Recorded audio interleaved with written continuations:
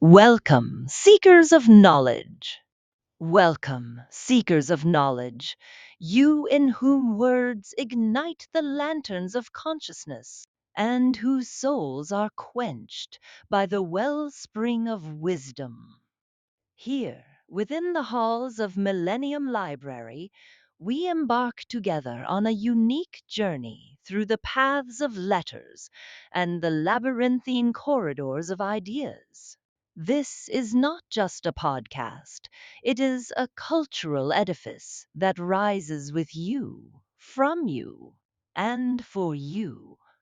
We are here to revive the worlds of novels, to delve into the depths of stories, and to present you with the treasures of classic literature, transcending the boundaries of time and space.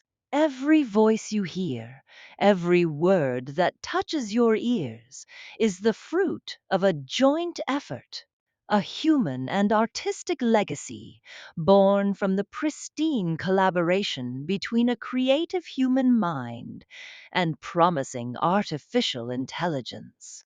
We have worked together to transform these timeless literary masterpieces, which are now in the public domain, into captivating audio experiences, reaching you pure, clear, and rich. This work, in all its details, is the property of Millennium Library.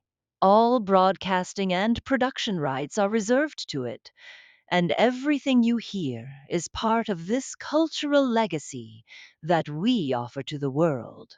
We kindly ask you to enjoy this unique experience and contribute to spreading the light of knowledge while respecting the ownership and rights of this creative production. Millennium Library, where human and artificial intelligence meet to create an enduring legacy. Join us now in this great auditory adventure. Bajun and Jhore.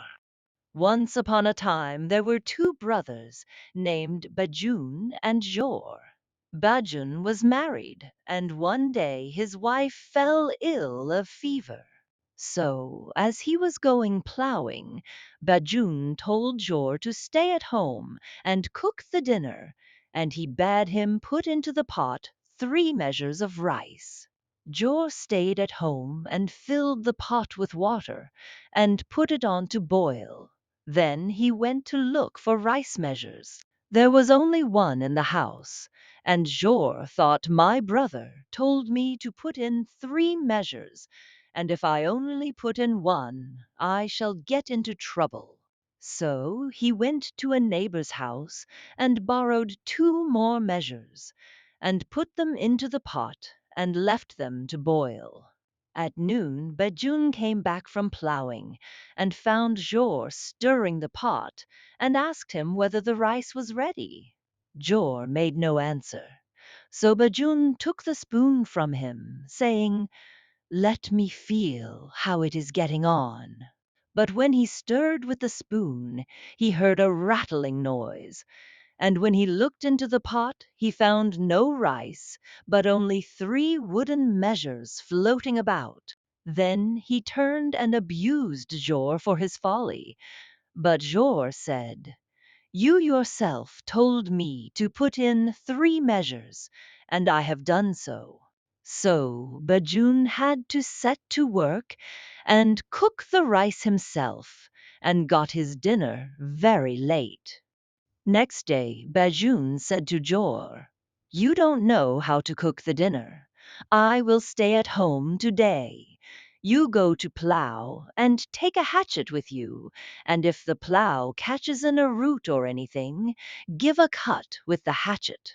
So Jor went plowing, and when the plow caught in anything and stopped, he gave a cut with his hatchet at the legs of the bullocks. They backed and plunged with the pain, and then he only chopped at them the more, until he lamed them both. At noon, Bajun saw the bullocks come limping back, and asked what was the matter with them. "Oh," said Jhore, "that is because I cut at them as you told me." "You idiot," said Bajun. "I meant you to give a cut at the roots in which the plough got caught, not at the legs of the bullocks. How will you live if you do such silly? You cannot plough. You must stay at home and cook the rice. I will show you this evening how it is done." So after that, Jor stayed at home and cooked. Bajun's wife grew no better.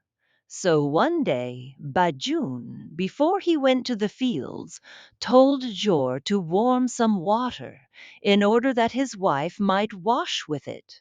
But Jor made the water boiling hot and then took it and began to pour it over his sister-in-law as she lay on her bed. She was scalded and shrieked out, "Don't pour it over me." But Jor only laughed and went on pouring until he had scalded her to death. Then he wrapped her up in a cloth and brought her dinner to her and offered it her to eat. But she was dead and made no answer to him. So he left it by her and went and ate his own rice. When Bajan came back and found his wife scalded to death, he was very angry and went to get an axe to kill Jor with. Thereupon Jor ran away into the jungle, and Bajun pursued him with the axe. In the jungle, Jor found a dead sheep, and he took out its stomach and called out, "Where are you, brother? I have found some meat." But Bajun answered, "I will not leave you till I have killed you." So Jor ran on and climbed up inside a hollow tree where Bajun could not follow. Bajun got a long stick and poked at him with it, and as he poked, Jor let fall the sheep's stomach. And when Bajun saw it, he concluded that he had killed his brother. So he went home and burned the body of his wife, and a few days later he performed the funeral ceremonies to the memory of his wife and brother. He smeared the floor of the house with cow dung and sacrificed goats and fowls. Now Jor had come back that day and climbed up on to the rafters of the house, and he sat there watching all that his brother did. Bajun cooked a great basket of rice and stewed the flesh of the animals he had sacrificed and offered it to the spirits of the dead, and he recited the dedication. "My wife unoffer this rice, this food, for your purification." And so saying, he scattered some rice on the ground. And he also offered to Jor, saying, "Jor, my brother, I offer this rice, this food, for your purification." And then Jor called out from the roof, "Well, as you offer it to me, I will take it." Bajun had not bargained to get any answer. So he was astounded, and went to ask the villagers whether their spirits made answer when sacrificed to. And the villagers told him that they had never heard of such a thing. While Bajun was away on this errand, Jor took up the unguarded basket of rice and ran away with it. After going some way, he sat down by the road and ate as much as he wanted. Then he sat and called out, "Is there anyone on the road or in the jungle who wants a feast?" A gang of thieves who were on a thieving expedition heard him and went to see what he meant. He offered to let them eat the rice if they would admit him to their company. They agreed, and he went on with them to steal. They broke into a rich man's house, and the thieves began to collect the pots and pans. But Jor felt about in the dark and got hold of a drum and began to beat on it. This woke up the people of the house, and they drove away the thieves. Then the thieves abused Jor and said that they could not let him stay with them. Very well, said he, then give me back the rice you ate. Of course, they could not do this, so they had to let him stay with them. Then they went to the house of a rich Hindu who had a stable full of horses, and they planned to steal the horses and ride away with them. So each thief picked out a horse. But Jor got hold of a tiger, which had come to the back of the stable to kill one of the horses. And when the thieves mounted their horses, Jor mounted on the tiger, and the tiger ran off with him towards the jungle. Jor kept on calling out, "Keep to the road, you Hindu horse! Keep to the road, you Hindu horse!" But it dragged him through the briars and bushes till he was dead, and that was the end of Jor.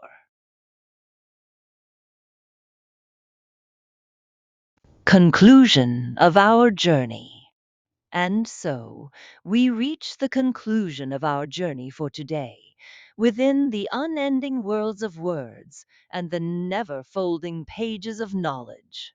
We have spent an enjoyable and beneficial time together within the embrace of Millennium Library, where voices meet tales and a new cultural legacy is forged. We hope you have enjoyed every moment and delved deeply into the dimensions of the story or novel we presented to you.